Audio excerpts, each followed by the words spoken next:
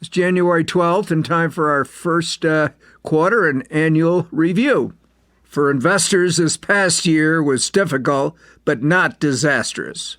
A weather-induced U.S. economic slowdown kicked off 2015, and headlines declared a possible messy exit by Greece from the Eurozone. And during the summer, a decelerating Chinese economy led to the surprising devaluation of the yuan. In August, this helped trigger a massive drop in U.S. equity markets. As the fall began, investors grew uneasy over the prospects of a Federal Reserve tightening. A late-year meltdown in commodities hurt resource-based industries and economies around the world. Geopolitical crises, terrorism, and a bizarre U.S. political backdrop all helped to boost uncertainty. The chief headwind for equities was weak corporate earnings. Not surprisingly, the rising U.S. dollar and falling oil prices hurt the energy, materials, and industrial sectors. However, these same factors failed to lift consumer-oriented and other energy-using sectors. Despite the negativity and uncertainty, the investing world saw several bright spots in 2015. The U.S. economy grew modestly and unemployment declined significantly. The housing and banking sectors improved. Consumer spending remained strong. The federal deficit fell pretty sharply, and equity markets proved to be resilient despite downward pressure. Few investors were sorry to see 2015 go with its stomach-churning moves, ultimately ending up with the major indices close to where they started, but the start of 2016 has been decidedly worse. Multiple triple-digit down days on the Dow during the first week of trading has certainly unnerved investors. The S&P 500 index closed 2015 down a scant 0.7%, but many stocks lost much more. The overall market was held up by a good performance by a handful of extremely popular stocks, a phenomenon known as narrowing breadth and often a troublesome sign for equities. No doubt some of the selling seen at the start of the year can be attributed to some of the profit-taking in some of these winners. And let's talk about these. There's the big cap FANG stocks. That's F-A-N-G. That's acronym for Facebook, Amazon, Netflix, and Google. And then there is the Nifty 9, Priceline, eBay, Starbucks, Microsoft, and Salesforce. All of these significantly boosted last year's performance. And Apple was not even on either list. According to Financial Times, as Apple made it into either of these groups, the market would have gained about 60% for the year, while the S&P, as I mentioned, was up less than 1%. So last week's 6% rout in the S&P 500 was also led by big declines in the Nifty 9. Our portfolios performed as follows. Conservative portfolios were up 1.7 for the fourth quarter, and down 2.53 for 2015. The moderates are up 2.37% during the fourth quarter and down 4.39 for 2015, while the aggressive accounts gained 3.96 during the last quarter, but ended up down 5.32 for the year ended 2015. Our returns suffered as a result of the meltdown in emerging markets. The Pacific Rim ex-Japan was down 8.47%, while the emerging markets as a whole were down 14.92%. In addition, small-cap stocks were down over 4%. Our allocation of these two sectors have been pretty rewarding over the past 15 years, and they will again be a positive contribution in the future. As I mentioned, the S&P last year benefited a great deal from the performance of a handful of stocks, i.e. the FANG and the Nifty 9.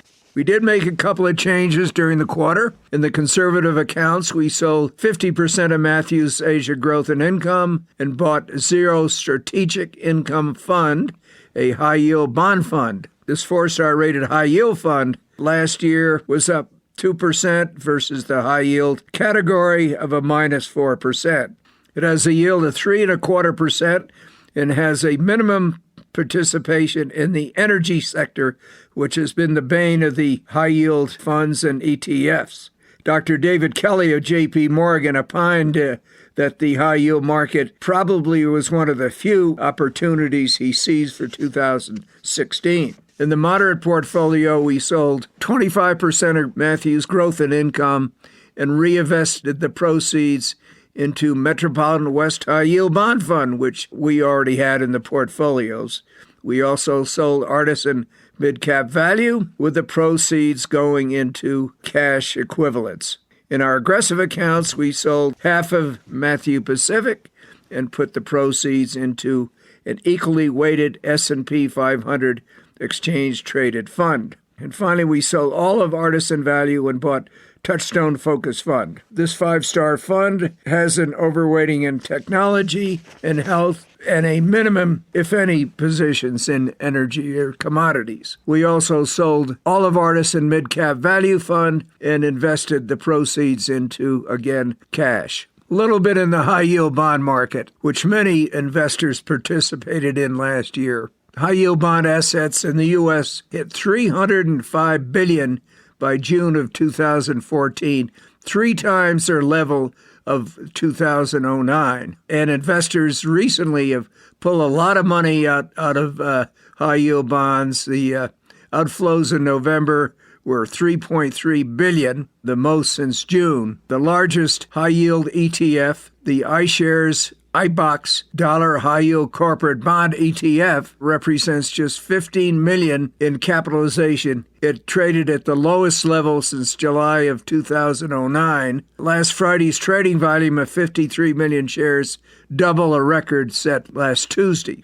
So this junkyard is relatively small, and most of the havoc is in the commodity corner, where prices, as we all know, have plunged. The likely defaults aren't sizable in the grand scheme of the global financial markets. Fitch Ratings forecasts the 2016 high-yield bond fund default rate at 4.5%, as weak prices will continue to challenge energy and metals and mining issuers. The energy sector default rate on its own is projected to hit 11% this year, eclipsing the 9.7 rate seen in 1999. But if you exclude those two troubled sectors, defaults are expected to remain below average. And if you take energy and metals mining out of the index, the remainder of the high-yield universe is expected to finish this year with a 1.5% default rate, which is below the non-recessionary average of 2.1.